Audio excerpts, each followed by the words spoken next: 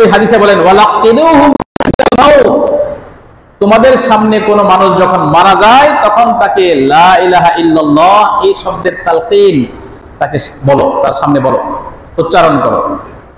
এরপর রাসূল বলেন ফাইন্নাহু ইন মাসা ইন আশা, সে যদি এরপরে 1000 বছরও বেঁচে থাকে, 1000 বছর, প্রথম কালিমা লা ইলাহা ইল্লাল্লাহ হবে, শেষ কালিমা লা ইলাহা ইল্লাল্লাহ হবে, মাঝখানে যে গুনাহ হবে আল্লাহ তাকে জিজ্ঞাসা করবেন না। এখন বলবেন তাইলে তো কোনো ঝামেলাই নাই, সুদ ধুমসে খাবো, ঘুষ ধুমসে খাবো, চাঁদাবাদি ধুমসে করবো, ধন সম্পদ সরকারি মাল সব ধ্বংস করবো, বাচ্চাদের কালিমা শিখাই দেবো, আর মরা সাহেব বলে দিব মরার আগে কালিমাটা পড়ে মরিস, মাঝখানে যা হয়েছে সব মাপ। এত সহজ? মরার সময় কালিমা আসবে? মরার সময় কালিমা আসবে না। মরার সময় আমার এই এলাকার একজন ইমাম সাহেব বলছে, আমার সামনে এক লোক মারা গেছে, তো সে গিয়ে বাবা সন্তান নিয়ে হুজুর একটু তওবা করায় দেন, তো বলছে হুজুর বলেন লা ইলাহা ইল্লাল্লাহ, এত হাউসফুল হাউসফুল হাউসফুল। হুজুর বলে লা ইলাহা ইল্লাল্লাহ, সে কি বলে হাউসফুল। আবার বলে লা ইলাহা ইল্লাল্লাহ, হাউসফুল হাউসফুল। তখন হুজুর বলছে এর আর কিছু কইেন না, যেমনি আছে এমনি থাকতে দেন। আরেকবার লা ইলাহা ইল্লাল্লাহ বলবেন, আবার কি বলে ঠিক নাই। এত সহজ মুখ দিয়ে লা ইলাহা ইল্লাল্লাহ আসবে? সারা জীবন আকাম কুকাম করবেন আর মরার সময় লা ইলাহা ইল্লাল্লাহ বলে মরে যাবেন? এত সহজ না, এত সহজ না।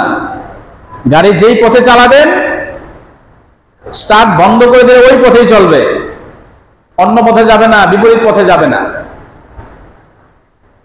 মুহতারাম হাজিরিন, এই জন্য রাসূল করিম সাল্লাল্লাহু আলাইহি সাল্লাম বলেন সন্তানের প্রথম কালিমা, প্রথম বাক্য তাকে লা ইলাহা ইল্লাল্লাহ শিখাও।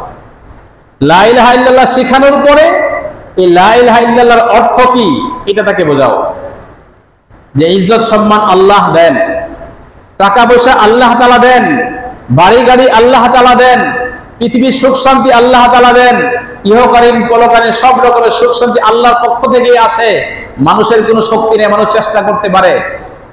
এই কথাগুলো বাচ্চাকে বোঝাইতে হবে, তাকে শোনাইতে হবে। সে তো বুঝবে না, কিন্তু তাকে তার কানে এই কথাগুলো দিতে হবে। বাচ্চা যখন একটু বড় হবে, সে কাজ করতে শিখবে, কাজ করতে শিখবে, প্রস্রাব করতে শিখবে, ওয়াশরুমে যাওয়া শিখবে। এরপরে বাচ্চা যখন একটু কথা বলতে, এরপরে বুঝবে, বুঝ আসবে, তখন সে ঘুমাইতে যাবে, খাইতে যাবে। ভাই এত সহজ নয়।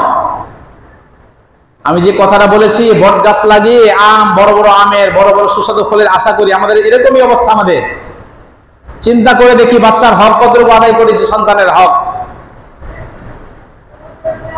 বাচ্চা অত্যন্ত বেশি পিতা মাতার অনুকরণ করে, অনুকরণ প্রিয়।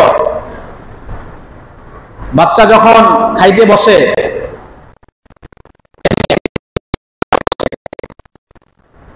বাচ্চা পানি পান করে কোন হাতে দেখছি কোনোদিন আমরা খেয়াল করছি? সচেতন কিছু মা বাবা খেয়াল করেন, একই ডাইনিং টেবিলে খানা খাচ্ছে, বাবার সামনে মায়ের সামনে ছেলে বাম হাতে পানি পান করে। করে কি করে না ভাই? বাম হাতে পানি পান করে না? মা বাবা কোনোদিন কি সতর্ক করছে এই বাম হাতে পানি পান করো কেন? বাবাই তো পানি পান করতেছে বাম হাতে, মাও পানি পান করতেছে বাম হাতে, ছেলে কি করবে? বাম হাতে পানি পান করতেছে মা বাবার সামনে, কোনোদিন সতর্ক করে নাই। অথচ রাসূল সাল্লাল্লাহু আলাইহি ওয়াসাল্লাম বলেন বাম হাতে পান করে শয়তান কোনোদিন ভুলেও ডান হাতে খায়ও না, ডান হাতে পানও করে না। কোন হাতে খায়, পান করে? তাহলে আমার সন্তান যখন বাম হাতে খাচ্ছে, বাম হাতে পান করতেছে, তাহলে কার হাতে সে অনুকরণটা কার করলো? নবীর নাকি শয়তানের? কথা বলে কার অনুকরণ করছে? শয়তানের। তো আমার সন্তান আমার সামনে শয়তানের অনুকরণ করে। সন্তান যখন বাথরুমে যায়, কোনদিন কি খেয়াল করেছি সন্তান বাথরুমে ঢোকার সময় কোন পা দিয়েছে? মা বাবা খেয়াল করতে হবে, ছোট সময় খেয়াল করতে হবে। করে গেলেই তো হইল না, গেলেই হলো না, বাম পা দিয়ে ঢুকতে হবে। এরপরে ঢোকার আগে দোয়া পড়েছে কিনা। বাথরুমের আবার দোয়া কি, পেশাব পায়খানা করবো আবার দোয়া কিসের? অত্যন্ত গুরুত্বপূর্ণ দোয়া। তো মা ও ভাই জানে না, কি শিক্ষা দিবে? কি শিক্ষা দিবে? কোন পা দিয়ে ঢুকলো সে, কোন পা দিয়ে বের হচ্ছে, ঢোকার সময় দোয়া পড়েছে কিনা, বের হওয়ার পরে সে দোয়া পড়েছে কিনা। মা বাবার দায়িত্ব। খানা